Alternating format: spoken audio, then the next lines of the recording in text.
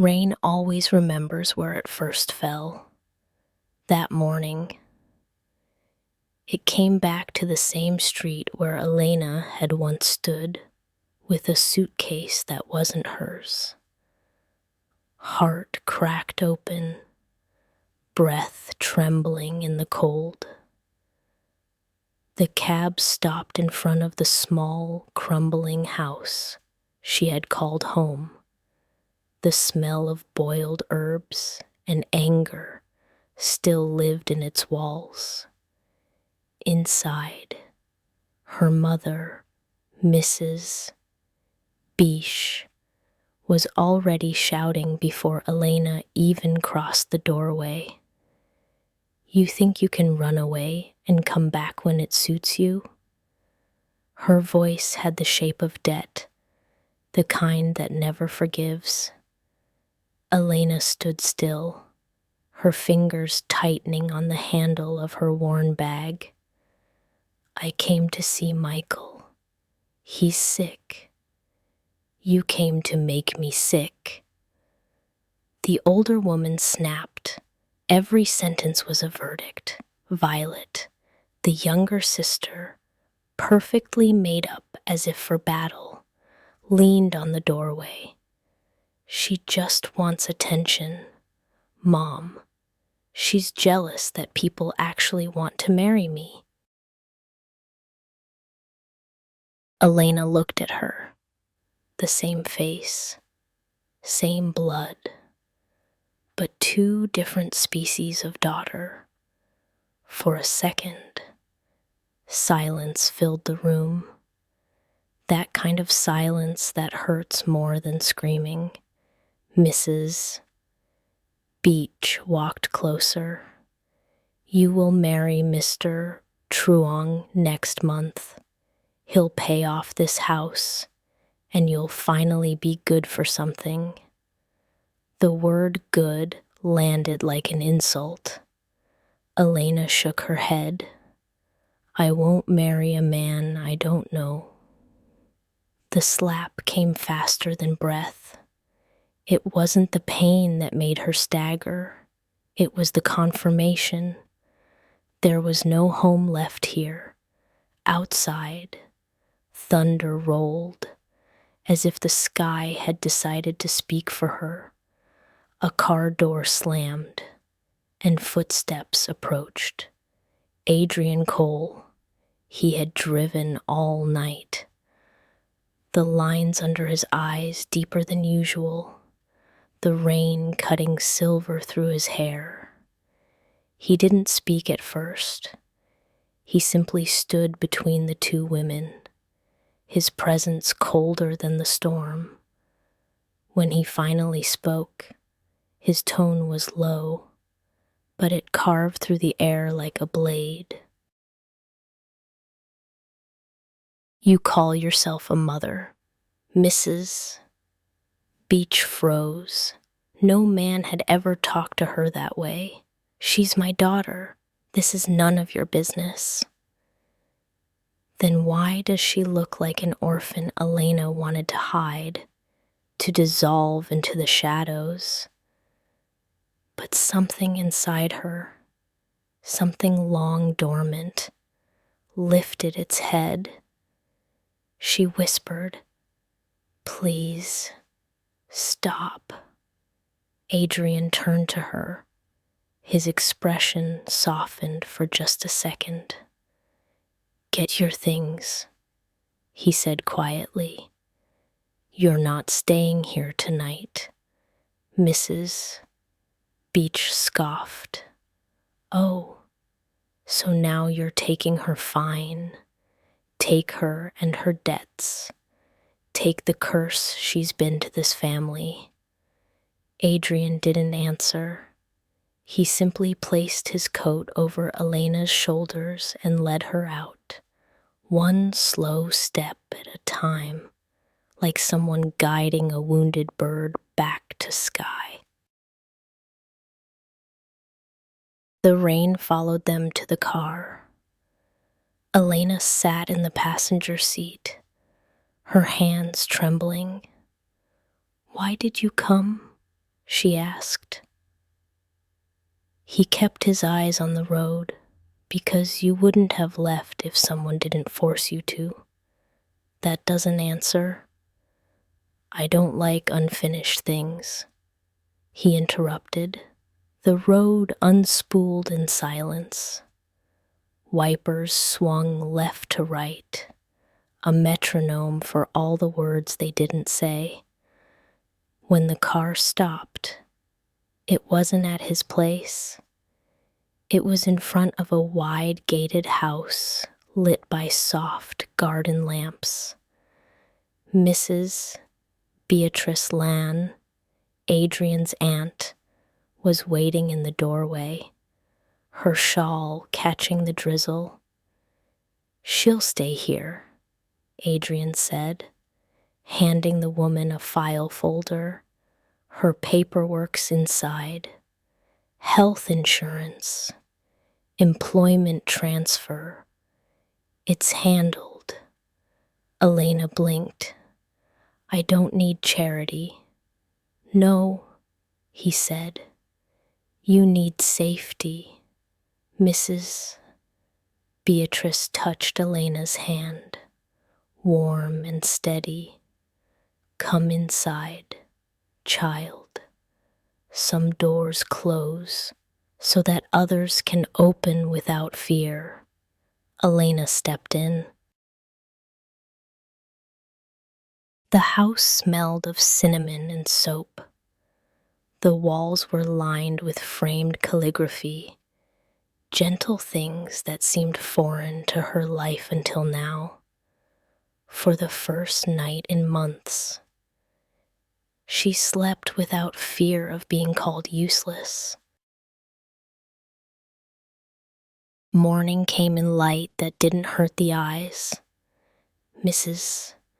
Beatrice had already set breakfast, porridge, tea, and quiet. You can stay as long as you need, the woman said. Call me Lon if that's easier. Elena hesitated.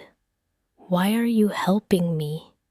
Because I once had a daughter who left home and never came back. The honesty in her tone broke something soft inside Elena. From the garden came laughter. A young man with gentle eyes and flower on his shirt waving at her. I'm Ethan, he said, Mom's resident troublemaker. He grinned, and for a moment, the weight in Elena's chest lifted. But peace never stays untested. Later that day, Adrian arrived. He stood in the doorway, the same posture, half guard, half guilt. Your mother won't bother you again, he said. I took care of the hospital bills. Elena frowned. You what? You shouldn't have to choose between blood and breathing. That wasn't your choice to make. Maybe not, but you were never given one. For a heartbeat, their eyes met, a collision of gratitude and defiance. Mrs. Beatrice broke the tension with a sigh. Dinner's at 7. Both of you will sit. No arguments. Night fell slow. The table glowed under amber lights. Adrian sat across from her, sleeves rolled, every line of him composed except for his eyes. They looked almost tired of pretending indifference. Mrs. Beatrice poured wine for herself, tea for them. To beginnings, she said. Elena lifted her cup, unsure if she believed in beginnings anymore. When she looked up, Adrian was watching her, not the way men watch women, but the way someone reads a story they didn't expect to care about. In that quiet toast, something invisible shifted. The girl who had been slapped for refusing a stranger's proposal was now sitting across from a man who terrified and protected her in the same breath. Outside, rain whispered against the windows, a reminder that every rescue is also a risk. And as she lay awake that night, hearing the steady rhythm of distant thunder, Elena realized sometimes being saved is the most dangerous thing that can happen to a heart that has only known survival. Morning light fell on the coal corporation like a verdict, clean, cold, and without apology. Elena had never worked in a place so immaculate, where every heel click echoed like punctuation. She wore the beige blazer Mrs. Beatrice had bought her, clutching a thin folder like a fragile shield. Behind glass walls, people spoke in whispers that pretended to be professional, but sounded like judgment. The name Mr. Cole floated through the air every few seconds, sometimes with respect, sometimes with fear. At the reception desk, a woman with red lipstick smiled like a blade. "You must be the new assistant, Mr. Cole's personal hire." Her tone lingered too long on personal. Elena tried to return the smile. "Yes, I'm here to work." "Of course you are," the woman said, and went back to typing words that were probably gossip. When the elevator opened, Adrian Cole stood inside, his reflection doubled in steel. "On time," he said. "That's a start. That's..." She followed him silently, the scent of cedar and restraint trailing behind. In his office, the skyline of the city stretched beyond glass, a horizon too sharp to touch. Adrian pointed to a stack of folders. "These are the new client portfolios. Sort them by region and urgency." Elena nodded. "And one more thing," he added without looking up. "Don't let what people say matter. They're bored." It was the closest thing to kindness she'd heard in days. By noon, her head throbbed with numbers and foreign acronyms. Outside, rain began again, turning the city into a silver blur. When she carried the reports into the boardroom, Daniel Cole was already there, younger, warmer, sunlight to Adrian's thundercloud. He smiled easily. "You must be Elena. My brother never shuts up about you." Adrian looked up sharply. "I do shut up. Often." Daniel laughed. "Sure. In your own way." The meeting began, all metrics and negotiations, but Elena couldn't ignore the tension beneath the polished talk. Adrian's authority filled the room like gravity. Every time Daniel spoke too casually, his brother's gaze tightened. At one point, a senior manager, Miss Lynn, interrupted with a bright, poisonous smile. "Mr. coal. Some of us were wondering if hiring personal assistants without HR approval sets a precedent. The room went still. Adrian leaned back.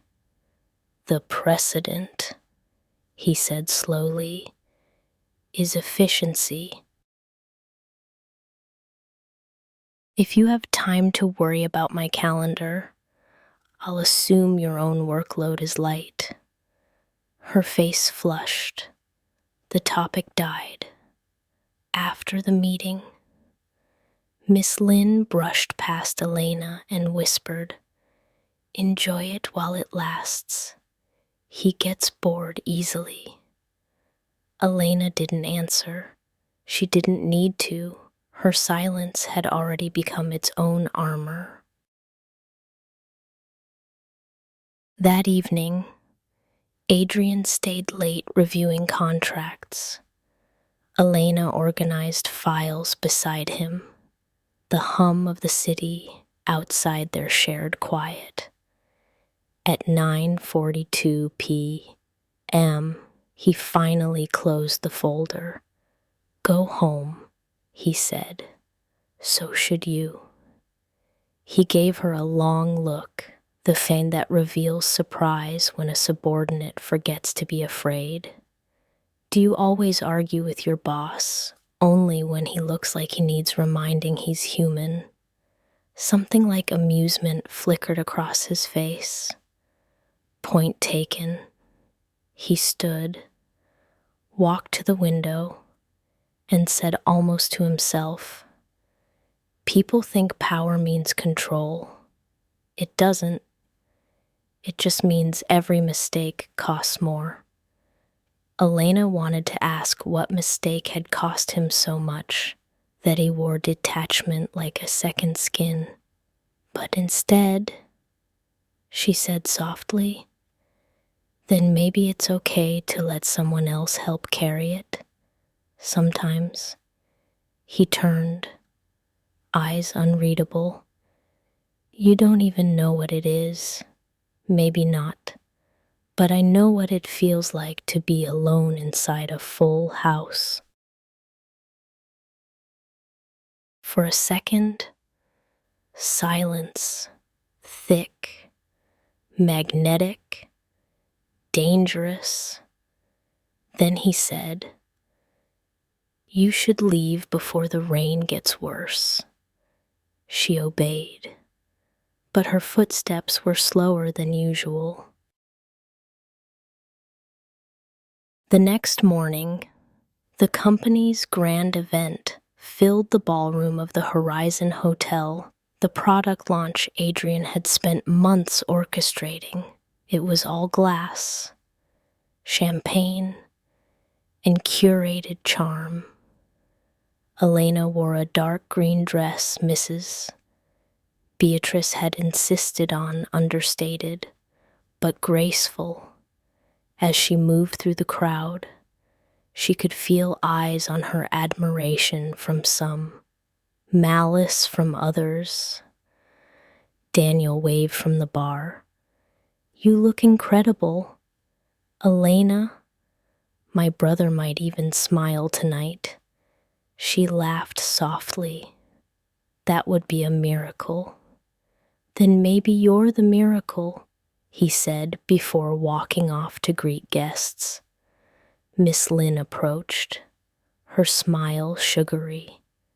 "You clean up well," she said. "Don't get too comfortable." Elena turned away, focusing on the presentation stage where Adrian was preparing his opening remarks. He looked unshakable, tailored suit, perfect posture, voice smooth as glass. No one in the room could guess he hadn't slept in 2 days.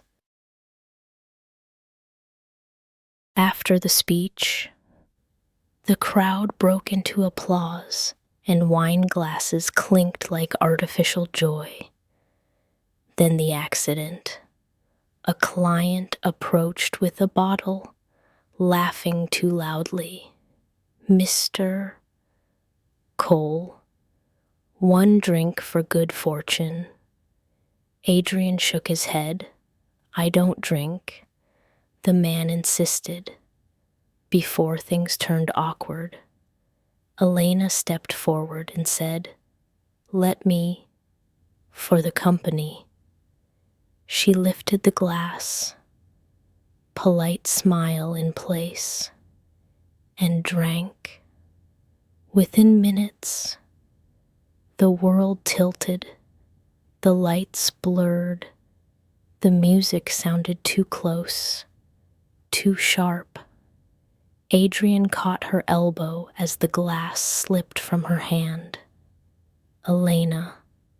His voice dropped an octave. What did you drink? I don't, she gasped. Just wine. Her pupils dilated. Sweat glistened on her skin.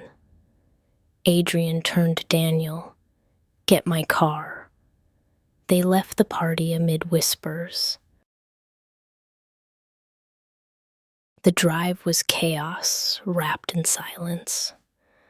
Elena trembled, breath uneven, body burning from something deeper than fever. Adrian's jaw was tight, his knuckles white on the steering wheel. He kept repeating, as if to himself, She'll be fine. She'll be fine.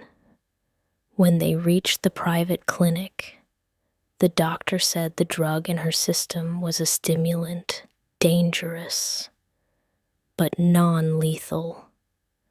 Rest is all she needs, the doctor said. But she wouldn't rest. In the hospital bed, half delirious. Elena grabbed his wrist. Don't leave, she whispered. His heart stuttered. I'm here. Her eyes fluttered open, unfocused but pleading. Why do you care? He didn't answer. There were no words big enough for what he didn't yet understand. She drifted into sleep, and Adrian sat beside her all night. Every time she stirred, his hand found hers automatically, unthinkingly. By dawn, she was breathing evenly again. He stood, looked at her sleeping face, and said quietly, I should have stopped you. I should have. Then he stopped himself, because guilt was a language he already spoke too fluently. When Elena woke, the world felt too quiet. Adrian was gone, but on the table sat a note in his sharp handwriting. Rest. You're safe. Don't argue. Next to it, a small box, a silver bracelet. She slipped it on without meaning to, and it felt heavier than it looked. Later that day, Daniel dropped by her room with coffee and a grin. You scared everyone last night. I scared myself. She said, don't let them get to you, especially Lynn. She thrives on other people's mistakes. Elena smiled faintly. I'll remember that. When she returned to work a few days later, rumors were already wildfire. Miss Lynn was waiting, smirk-armed. So, your boss leaves work to rush his assistant to the hospital. Must be nice to have influence. Elena walked past her. It's not influence, she said softly. It's decency.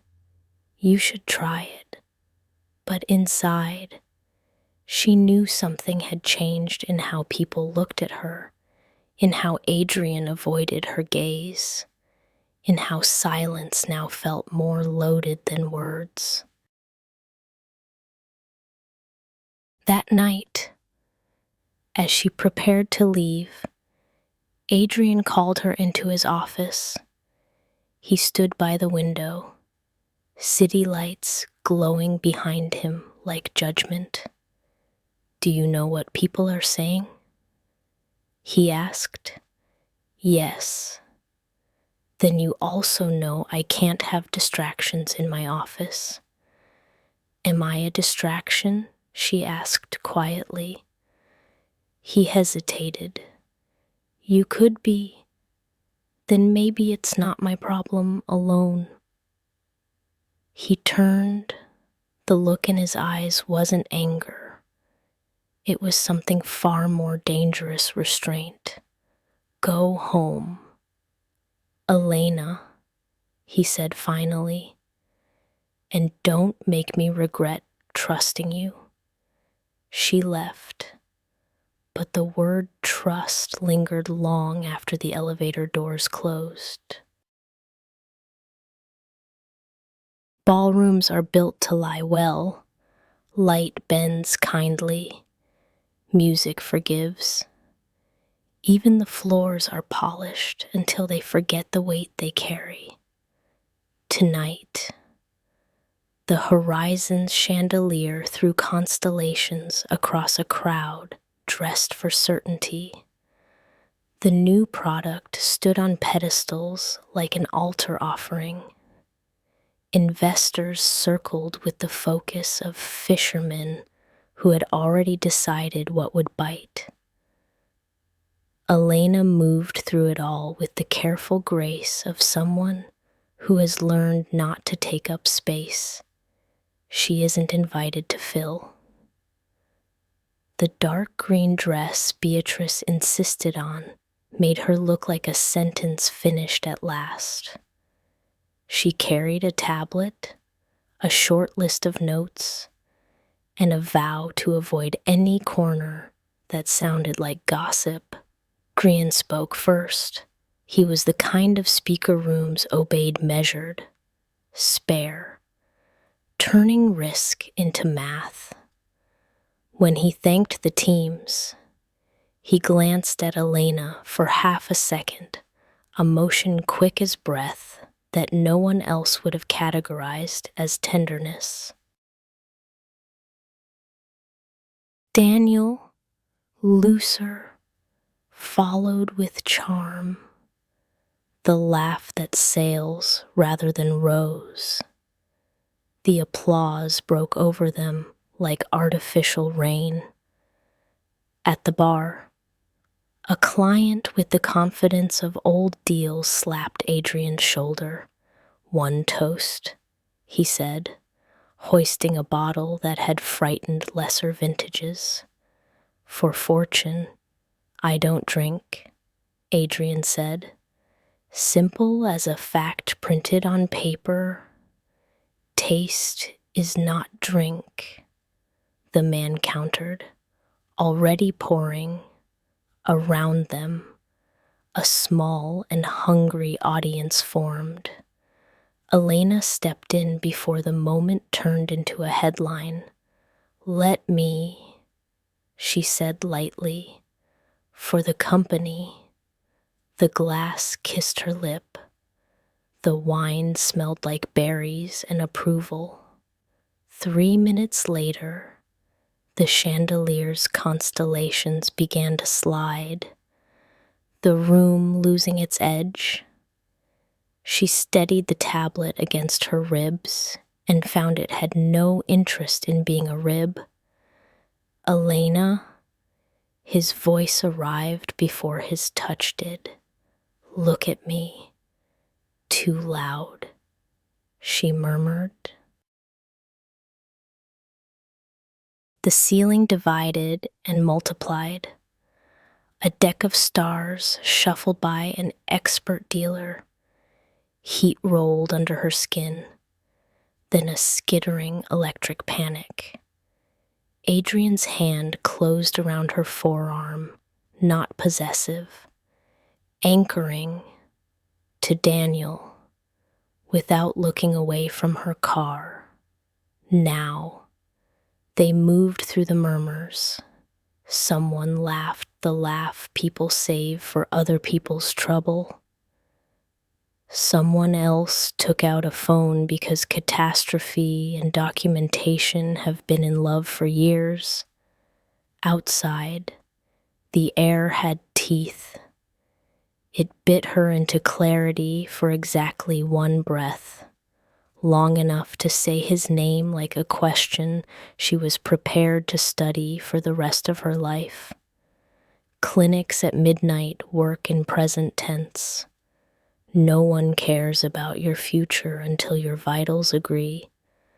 She'll be fine, the doctor said, eventually, with the mild, expensive confidence of a man who can bill for the way his sentences end. Stimulant class, non-lethal, hydrate, darkness, quiet. They dimmed the lights. Quiet refused to attend. The stimulant prowled in her like weather that could not decide on rain or lightning. Elena's fingers found his wrist where he sat beside the bed, knuckles pale with decision. "Don't leave," she managed, syllables soldered together by will. "I'm here," he said, and discovered that truth could be unadorned and still contain a kind of vow. She made a small, involuntary sound. He stood as if the sound were a summons. Cold cloth to her pulse points, water measured in the kind of sips you offer frightened animals. He did not touch where he would not be able to forgive himself later. There are rules, even Storm's respect. At 3 a.m. The surge softened. Her breath fell into ordinary shapes. He exhaled as if he'd been refusing air on principle. The doctor returned to decorate the obvious with language. "By morning," he said, writing something that was not strictly handwriting, no lasting harm. When they were alone, the room changed temperature simply because the human in it did. Elena, halfway to sleep, spoke into the not quite dark. "Why do you care?" "Because I've already measured the room without you in it." He almost said, "Because the arithmetic doesn't add up. Instead, I don't allow what's mine to be harmed." The sentence left his mouth in a suit it had not earned. Her eyes opened, glassy but fierce. "I am not yours." He took the correction like a benediction. "You are not."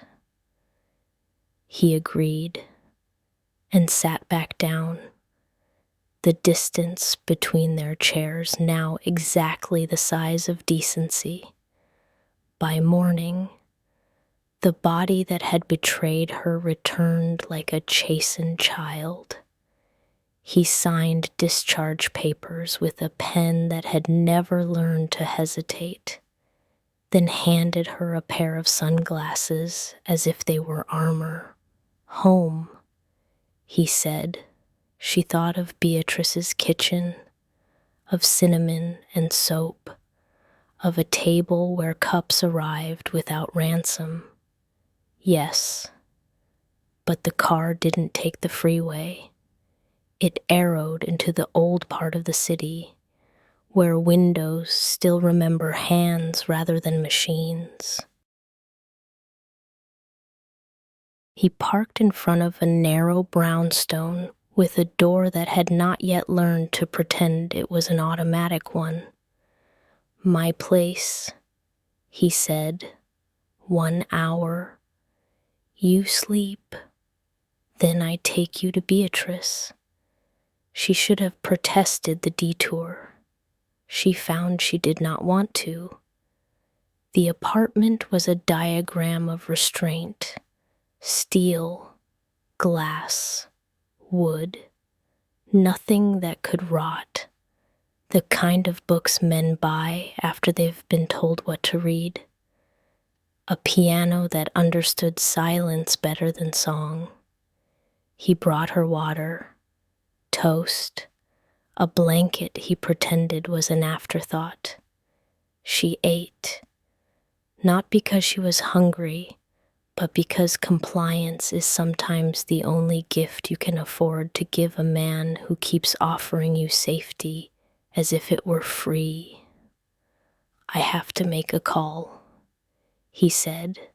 15 minutes. "Don't." She heard the plea in her own voice and hated it. "I'll be in the next room," he answered, and left the door open as if transparency could be architecture. On the call, his voice came low, precise. "I want the ballroom footage. All angles, and find me the placement list for the bar." He told someone who has never learned to tell him no. Cross-check with service staff rotations. Pull social posts from anyone who left between 10 and midnight. Faces, cups, hands. He returned to find her asleep on the sofa. The blanket held in a way that made her look both younger and older. He stood there too long, a kind of inventory that wanted nothing but to be accurate. The city moved. Light changed shape. The hour obeyed his earlier command and ended without asking his permission. When she woke, he was at the piano, hands silent on the keys. "I used to play," he said, as if to a different world, until playing began to feel like practice for a thing I couldn't name. She sat up, hair wrecked, dignity somehow unblemished. "You look like a man who keeps his words in drawers labeled by season," she said. "Winter," he said.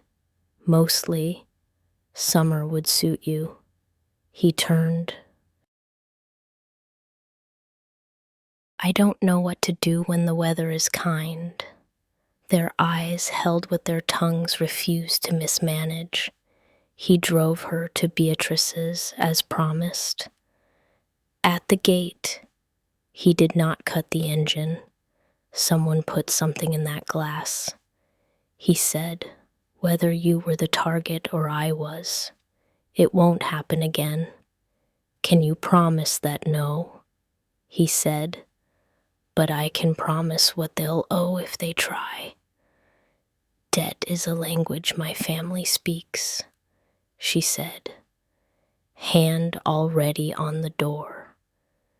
"Then let me teach them accounting," he replied, and the corner of her mouth made a shape that was either a smile or an apology. "You can tell a house by the way it holds worry." Beatrice admitted them with a look that had prepared 2 responses.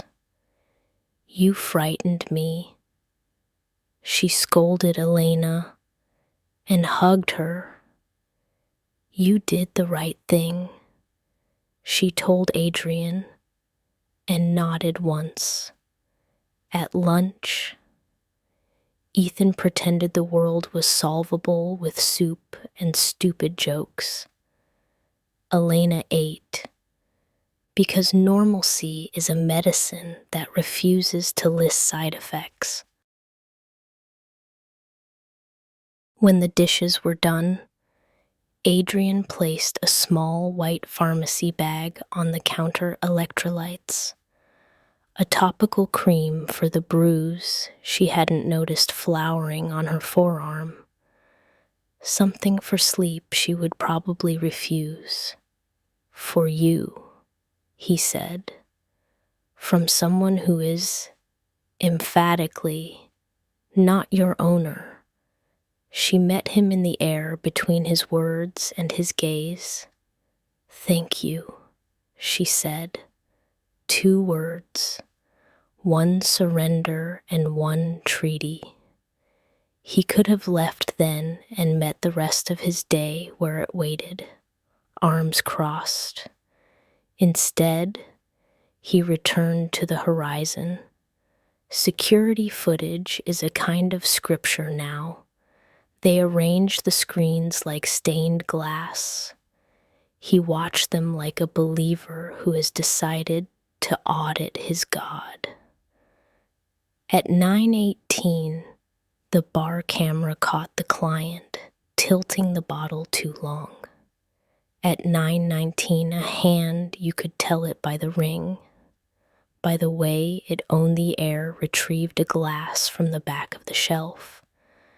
At 9:20, the same hand set the glass just so, at the angle that made it the one you take without thinking. At 9:21, Elena arrived, her tablet a small shield she hadn't trained yet.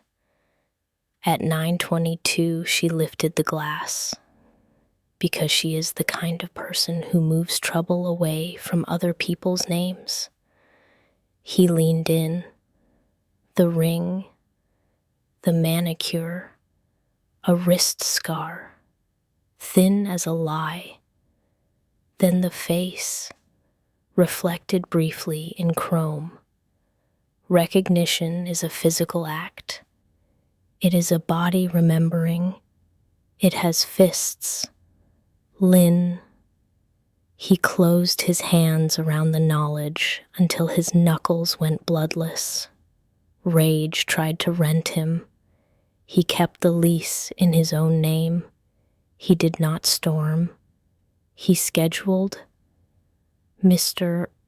Cole will see you now, his assistant told Lynn the next morning, and if the assistant enjoyed the sentence more than policy allowed. She did not say so out loud. Lynn entered without her usual perfume of victory. He let her sit in a chair that has reduced bigger men. I wanted to congratulate you on a successful launch, she began. Tell me about your ring, he said. She blinked. Excuse me. The one with the tiny notch near the base. He said, I noticed you stopped wearing it today. Her smile arrived, empty-handed. It snagged a blouse. On the Horizon security console, he asked. He touched a key. The screen obeyed. The ring glinted. The glass pivoted.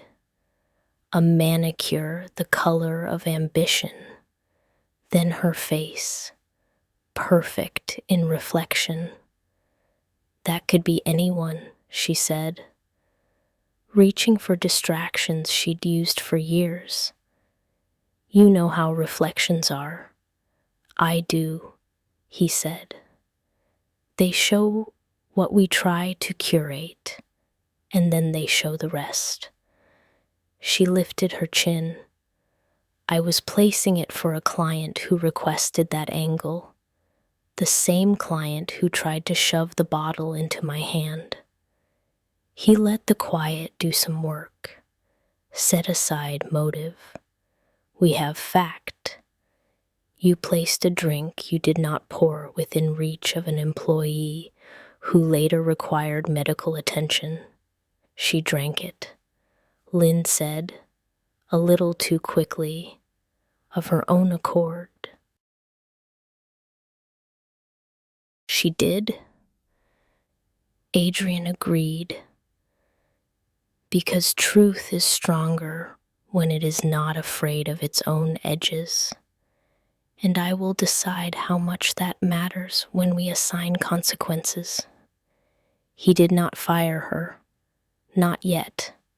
Men like him do not mistake speed for justice.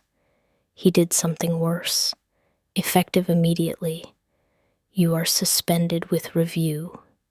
Your security credentials are revoked. HR will conduct interviews and reach a determination. In the meantime, if you step into any coal property without appointment, you will be escorted out. Her mask faltered. This is because of you, he said. And for a second his control cracked enough to show what lay behind it. The kind of temper that has buried men on the wrong side of it. Get out. She got out. He breathed, long and careful, the way men do after deciding which parts of themselves to keep. That evening, as if the day had not learned it had already happened, the sky rehearsed rain again. Elena was early to Beatrice's table, hands smelling of garlic and apology. They ate together like a family that had not yet admitted it was becoming one.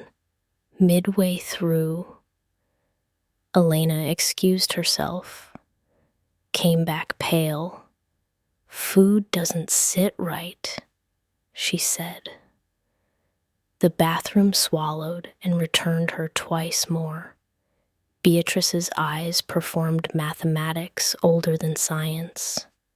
Stress, Elena said quickly. Last night, the noise.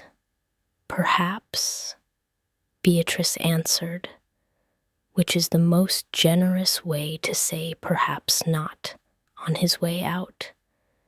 Adrian found a paper bag by the door he hadn't noticed before. Lemons, ginger, a tea. Beatrice only brewed when she wanted a body to listen. She'll be fine, he started. She will, Beatrice said. But fine isn't the whole story. He nodded. There are things even power knows better than to interrogate. He drove aimlessly after, the city offering up routes like alibis. The phone lit his palm, a message from an unknown number. Check your back-of-house channel. Attached a photo of a glassware crate in the Horizon service kitchen. One slot empty, then another. Seconds later, the missing glass on a steel counter, lipstick print, Lynn's color fixed to the rim. Below it, the file photo of a caterer who hadn't shown up for his shift, an alias that now matched a man who had appeared at a different event 3 months ago. One tied to a competitor that preferred chaos over marketing budgets. He texted 2 words to his head of security. Find him, then to HR. Pull Lynn's external contracts cross-year, quietly, then to himself, though he didn't send it anywhere. Don't make promises with your mouth your body can't keep. The storm arrived for real this time. Thunder with an accent, rain with an agenda. He found himself idling outside Beatrice's again, the way a tide learns a coastline that keeps forgiving it. He did not knock. He did not need to. The gate clicked open because Ethan has a generous heart and a short attention span for rules.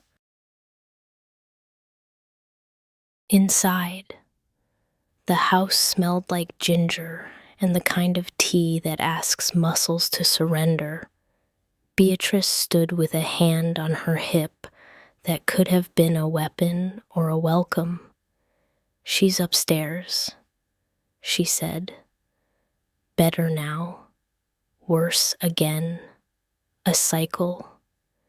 He took the stairs like a man who had learned discretion in church. Outside the guest room, he paused. Consent is not just a word you say to other people. It's a rule you practice on yourself. He knocked.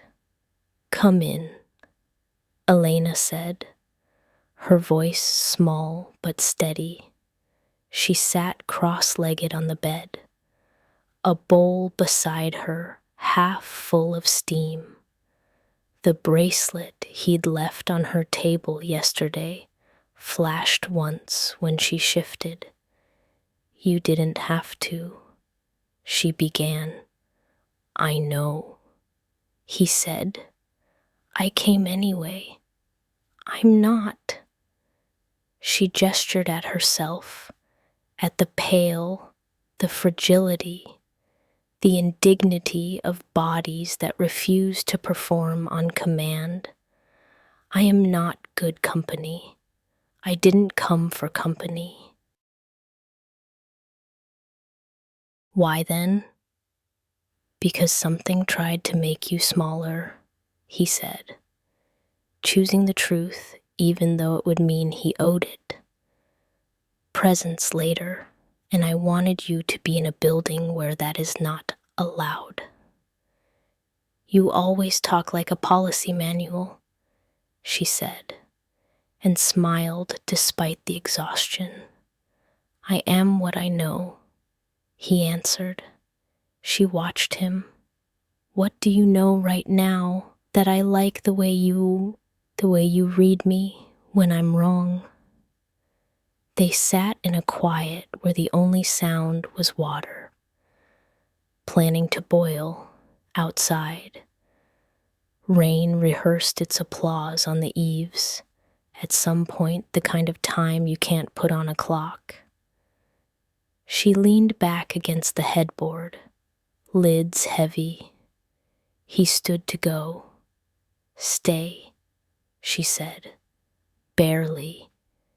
He stayed in the chair, a long arm's length away, hands empty, posture that of a man who has learned how not to cross lines his later self would mock him for.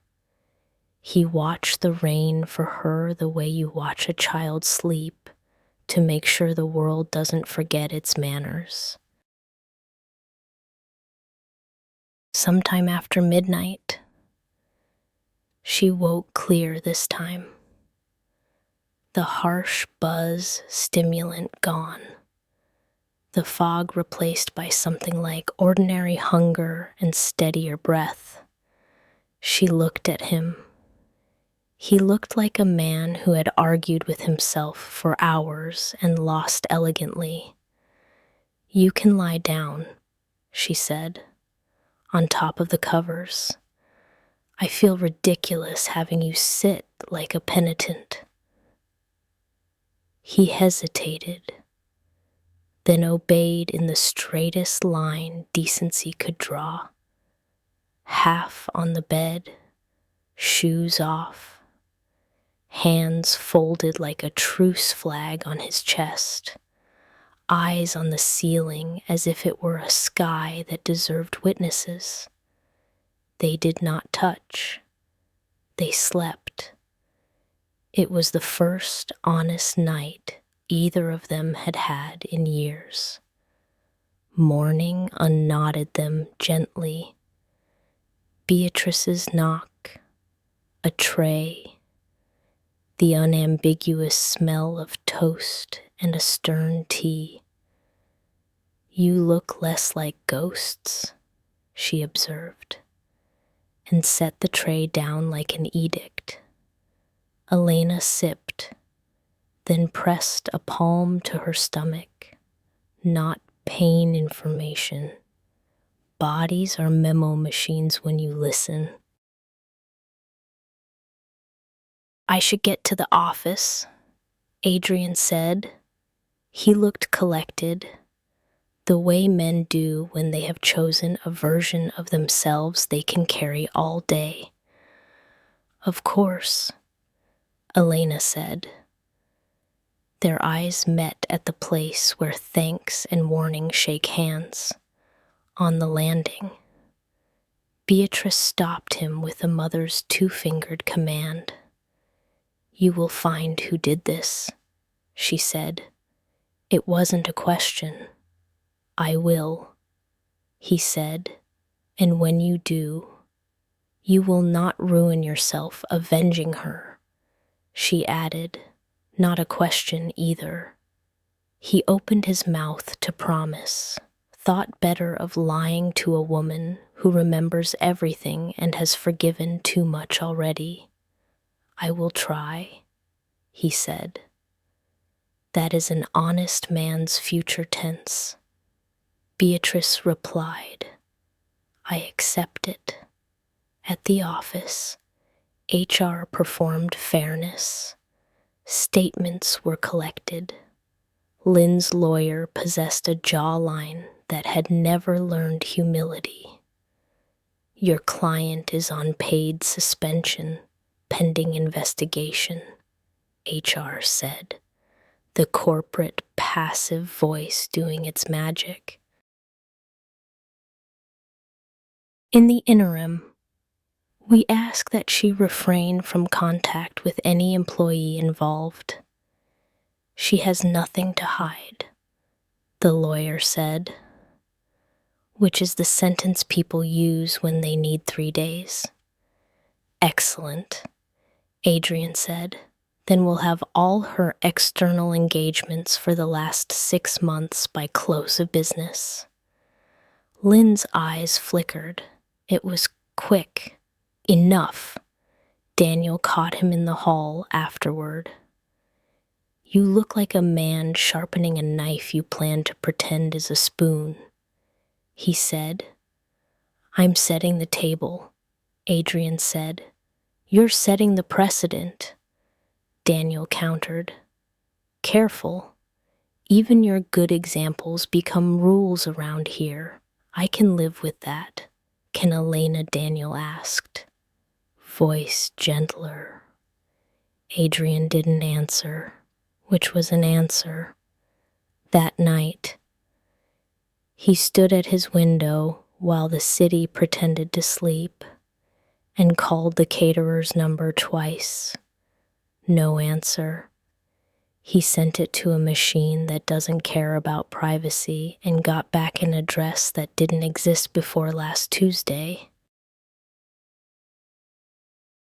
He texted security, don't break laws, bend them. They responded with a pin drop and a photo of a stairwell no one cleans. His phone buzzed again. An unknown number, a single line. If you want to know who paid him, check the vendor renewals you signed in Q1, and then, after a beat, as if the sender could not resist being cruel, check who asked you to sign. He scrolled, March, a stack of renewals he had never looked at, because leadership is sometimes another word for trusted shortcut. A consultancy with a neutral name, a 7-month retainer, innocuous scope. The request came from 2 levels down and 1 level sideways procurement's deputy. a hand that shook when it was caught, but never when it wrote. He closed the file and let the anger settle, not like lava, but like obsidian black glass, very sharp. Created by heat, you survived. He thought of Elena's face in hospital light, of her hand closing around his wrist, because her body had not yet learned how else to ask. Then, unhelpfully, he thought of the way she had looked that morning when certainty had not yet begun to cost her breakfast. At Beatrice's. Elena stood in the doorway of the bathroom, watching the sink fill. The mirror offered her a version of herself she did not owe explanations. Still, the questions collected. It isn't fear, she told herself, pressing the back of her wrist to the place where nausea sometimes rehearsed. It's information. The body has a right to notify. She stared at the unopened box of cheap drugstore tests Beatrice had placed in a drawer days ago, after a different conversation, for a different woman who had left a long time before any answer could change her. Not yet. Elena told it, not because she feared the word, but because names deserve quiet. She closed the drawer with the soft care of someone tucking a child into the idea of later, downstairs. Beatrice stirred a pot with religion. Eat, she commanded. Thin people don't win fights. Elena obeyed. Between spoonfuls. What if everything gets worse before it gets better? Then you will be better by the time it arrives, Beatrice said, which is either comfort or an order disguised as philosophy. Her phone lit, a message from an unknown number, a photograph of a single glass on a steel counter, a caption, for what it's worth. You weren't the target. She stared until the words became shape without meaning. Then she forwarded it to Adrian with a period and nothing else. Bend them toward a truer line. The typing bubble appeared. The glass that cut you twice is not a prophecy. Then targets change when they touch what you meant for someone else. She put the phone face down. If someone builds a trap at your feet, the world continued its performance when you step around it. Dawn broke like an apology. It didn't mean. The rain had washed the city into a mirror clean, but still reflecting everything it couldn't fix. Elena woke to the low hum of Beatrice's kettle and the silence of a message left unanswered. On her phone, Adrian's name hovered at the top of the screen. One unread text. Come to the office at 10. We need to talk. Coal Corporation's morning smelled like tension and disinfectant. Elena walked in, her ID card feeling heavier than usual. Whispers trailed behind her, clipped and incomplete, the sound of people too polite to gossip, but too curious to stop. Adrian was already waiting in his office. The blinds were half drawn. Sunlight fractured across his desk like evidence. Sit, he said. It wasn't an order. It was an attempt at calm that didn't quite reach his eyes. She sat. There's been a report, he began, about last night, about what happened. Her pulse tightened. She wanted to speak, to tell him that she didn't remember the night clearly, that she only knew the feeling of fear, of safety, of waking up in someone's care she didn't fully understand. But he continued. The footage confirms the drink was tampered with. He said, "You weren't the target." She looked up sharply.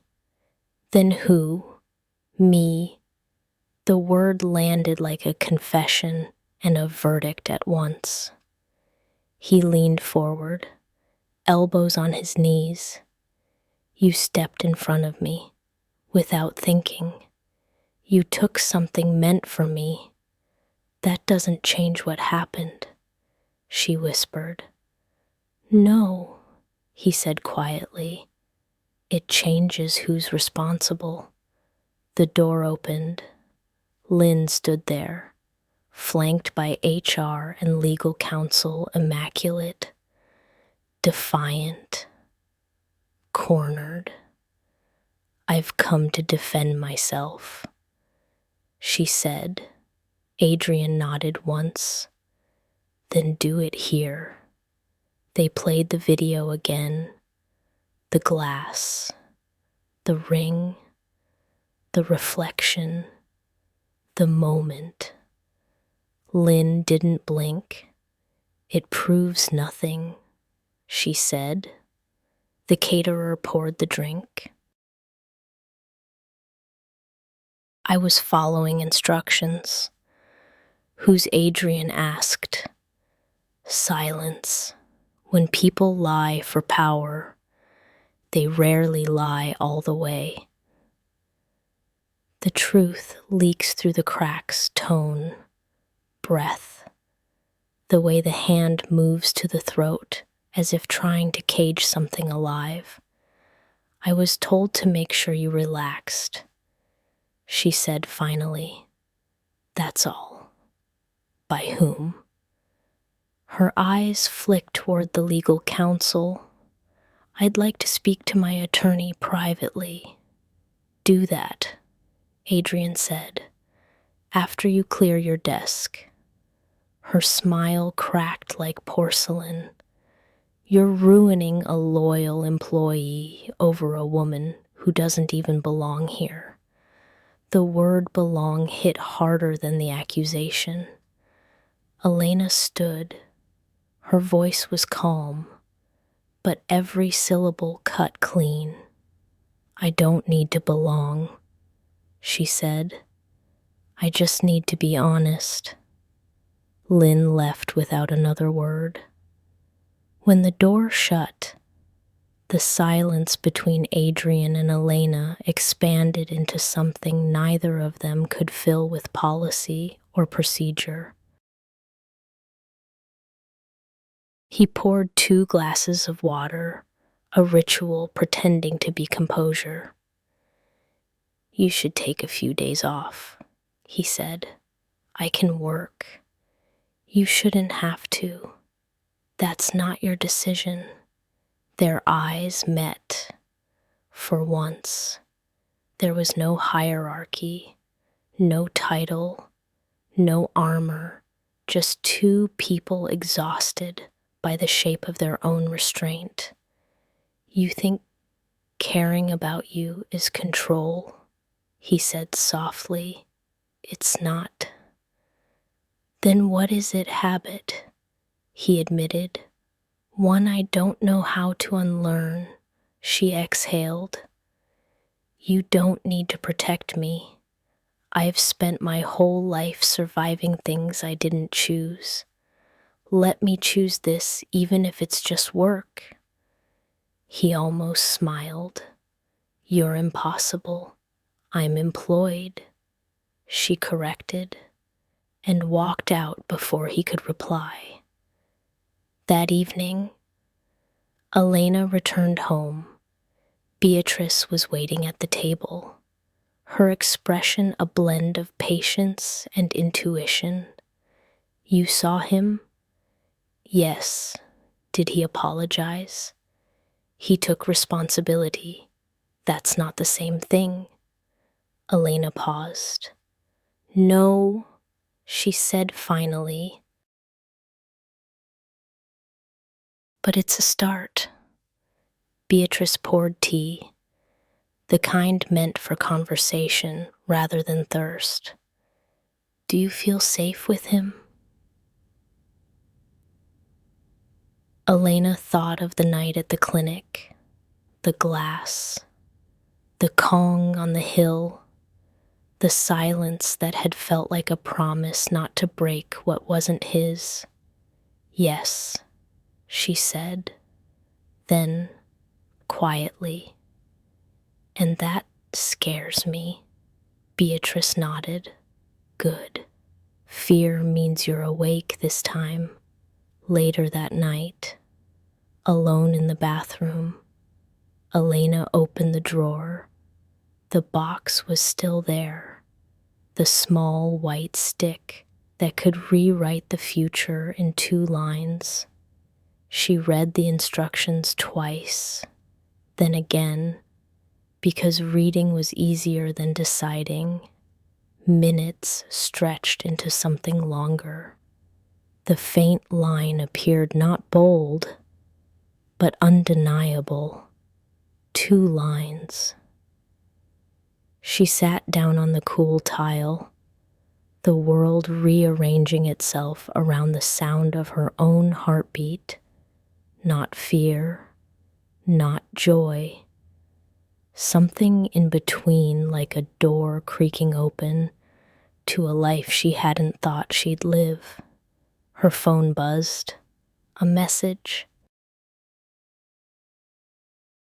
Adrian, I found the man who supplied the drug. We need to talk.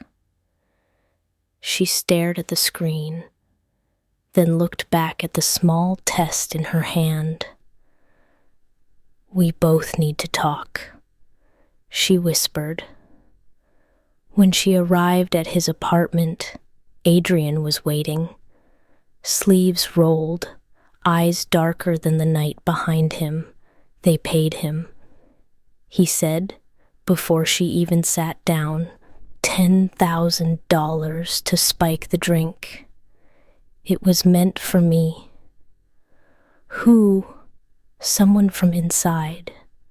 Someone close enough to know my schedule, my habits, my glass preference.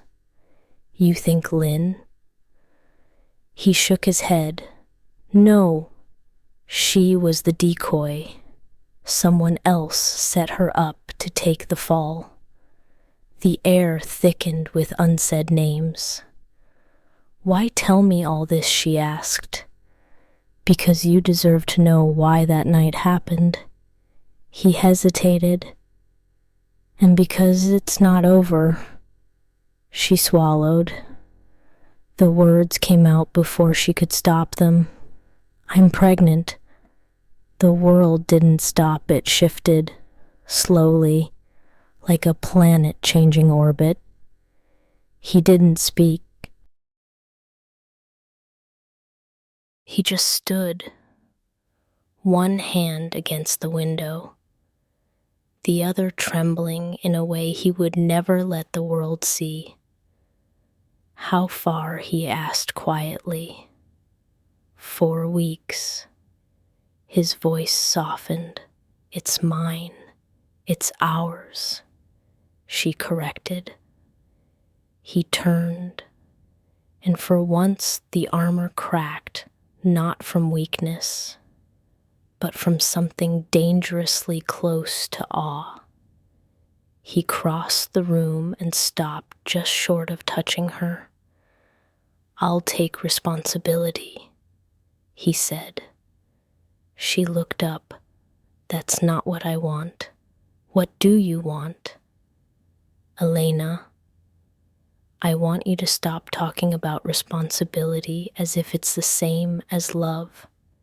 He exhaled, slow. Then what do you want me to do? Stay, she said, not out of guilt, out of choice. He nodded once. Then, I'll stay. They stood there, two people bound by a night neither chose, learning how to build a morning that might be theirs. Some storms don't destroy what they touch. They strip away what pretends to be shelter. In what's left, the ruin, the silence, the fragile beginning, you find the truth of who stays when the rain finally stops. As the city lights blurred into gold outside the window, Adrian reached for her hand, not to claim it, but to steady both of them. And somewhere in that quiet, the story didn't end. It just began to breathe differently.